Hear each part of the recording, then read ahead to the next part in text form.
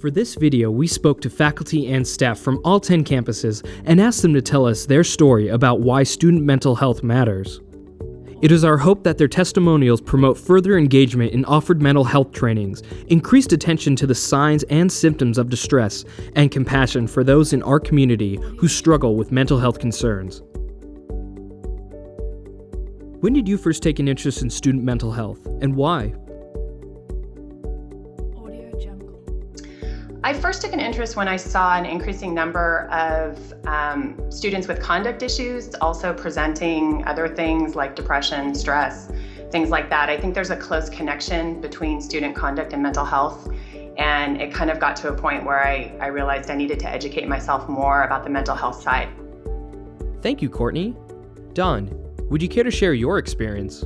I think I became very interested in this topic when I was a graduate student myself in the UC and carrying the burden of stress going through the post-BA process. And so I had some wise people who guided me through that process and helped me manage my own stress.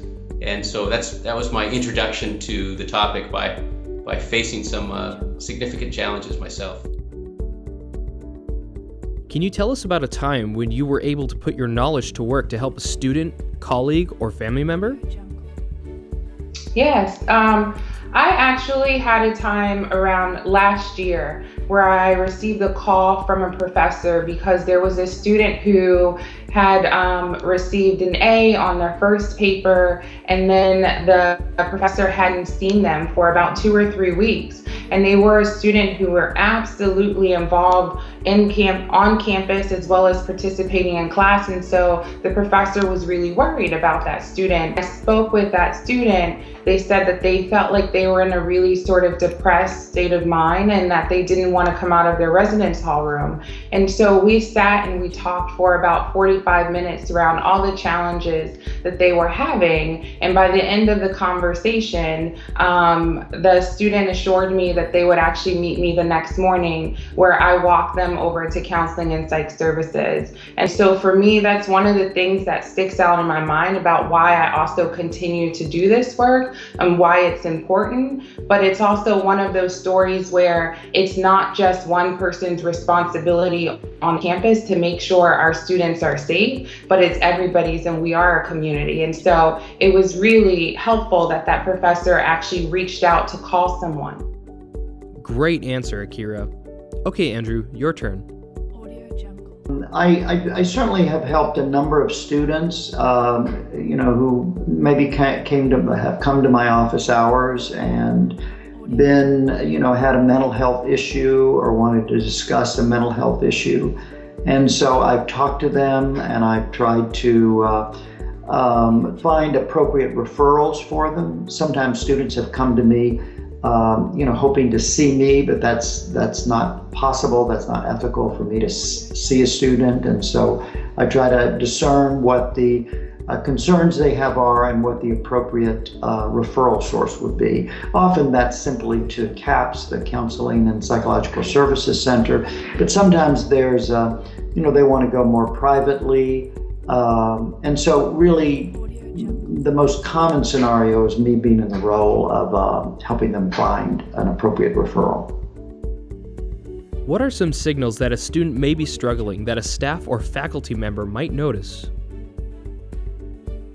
Well, there's a number of things to be aware of.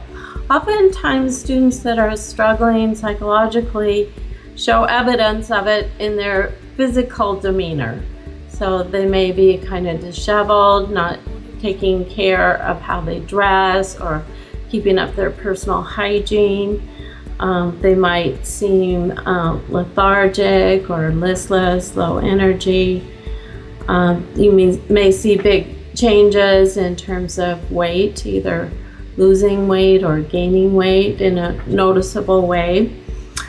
For faculty, sudden changes in a student in terms of their academic performance. If it's a student that you know is capable and can do well and isn't coming to class anymore, isn't turning in assignments, does very poorly on exams, this is often indicative of a mental health problem. Thank you, Marilla. How about you, Claudine? It could be withdrawal. It could be they're not showing up for class. It could be any other type of major change in their behavior. They speak loudly in the classroom, or you had a student who was always vocal who doesn't speak. It could be issues with hygiene. It could be any kind of odd writing or comments. It could be other peers or roommate pointing out that something is not quite right. And I would say the bottom line is really this gut feeling that, there's something not quite right with this student. And it's better to make the call and be wrong versus not making the call and taking the chance that something terrible might happen, because it does happen. Was there ever a time when you didn't think learning about mental health was important? I don't think there was ever a time that I didn't think knowing more about mental health problems and mental health services was important. I think it was more a matter of just not being aware of it. I think particularly early on in my career, it definitely wasn't something that was talked a lot about in my academic preparation classes around student affairs work. And so I think it's more, once I realized the kind of work that I needed to do to support our students, then it became really apparent that I needed to know more about mental health problems that face particularly our college-age students and the kinds of problems that they have right now. Thank you, Michael. Alma, how about you? The past 15 years, every year I've become more convinced that mental health is the cornerstone of students' academic success. So I am a proponent of therapy and exercises and other strategies of maintaining a healthy mental state, so that one can make good choices and be able to achieve whatever they set out to achieve, and then also learn some lifelong strategies, because stress is not only, these conditions are not going to be only here at the university, they're going to move into the workplace and life in general. So we see that we're also trying to influence students for the rest of their lives. What would you say to a fellow faculty, staff, or administrator who believes it's not their job to know about student mental health issues? Yeah, obviously I think it was unfortunate. I would want them to really understand what it is that our students potentially can go through as it relates to mental health issues. There are a significant amount of students that I know and that we understand through research that can go through mental health issues. And if it's that faculty and staff or staff member that is dealing with that student on a one-on-one basis more so than anyone else, and they're not attuned to what might be a sign from a student, then we're really not doing our jobs. We're not going to be able to educate them if they're struggling with those mental health issues. So it's everyone's job, and I would hope that that faculty or staff member has a significant interest, because it should be a part of our work. Thank you, Kevin. Ken, what are your thoughts? Unfortunately, there are some people who feel that way, and I would say to them, your job is in being in an institution of higher education like UC Riverside. You're in the arena of education and developing, young minds. So to dismiss mental health would be doing the students a disservice and the university a disservice, because it's a reality. That would be unfortunate, but like I said, there are some folks who really believe that it's really not important. But until I guess they really walk, in the shoes of someone that's mentally distressed, or maybe have someone close to them or a family member, then they'll never understand. Are you familiar with the Red Folder Initiative? If so, have you used it? And was it helpful? So what I've used the Red Folder for, and when I've given it to student staff, I've explained it as it's a handy guide, I guess. It's kind of a cheat sheet of how you can see something, say something, do something. Is kind of the slogan that we have on our campus, and it contains list of resources, of phone numbers that you can call or that you can refer students to in the event that they need support, or especially if there's any kind of crisis situation or anything that they're experiencing and you in the moment might not know how to respond, but that there's someone on campus. Thank you, Laura. How about you, Kirk? I have used this folder, and I think that this really breaks it down in such a way that it's very clear how quickly we can connect someone to the right resources, and it really makes it clear that we don't need the professors or staff members to be the experts. There are experts who get paid and have tons of expertise in these things.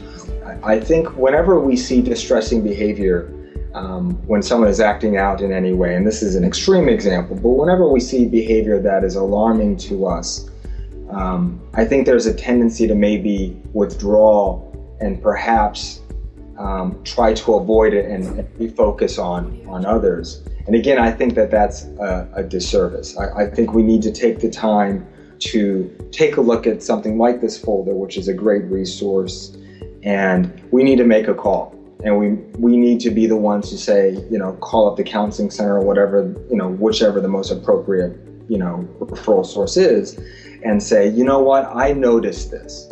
I don't know what it means, but I do know that I saw it happening and I wanted to make you aware.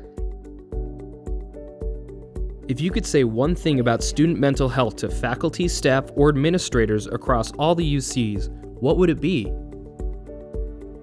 That mental health matters, that the mental state and well-being of our students is essential for them to be successful, not academically, but in life, and especially for our underrepresented students who may fall through the cracks, who may not go into counseling services through more traditional routes. So I think of our, LGBT students, our first-gen students, our students of color, our students with disabilities, our veteran students. These are all student groups that have been identified as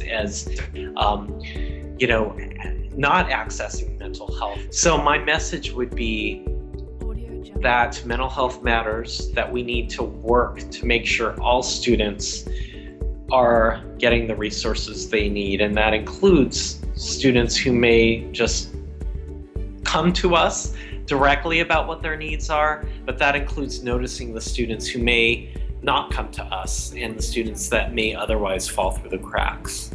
Wow, amazing. Okay, Claudine, please share your thoughts. Well, I would say that the impact of mental health is real. And that suicide is one of the most tragic aspects of mental health, and that those things are preventable. We have the tool, we have the resources. So again, say something, do something, use those resources, because stats show that nationwide, the people who commit suicide in general are people who did not reach out for help. So let us be that bright light in the life of those who are in moments of darkness, and reach out and put them in contact with the appropriate professionals who can help them and bring them back to life, to light, to joy, to happiness, and to hope. That should be the mark for all students attending college. So let's not really miss out. We don't have a second chance. For more information about mental health services offered on your campus and training for graduate research and teaching assistants, contact Counseling and Psychological Services at 949-824-6457 or visit our website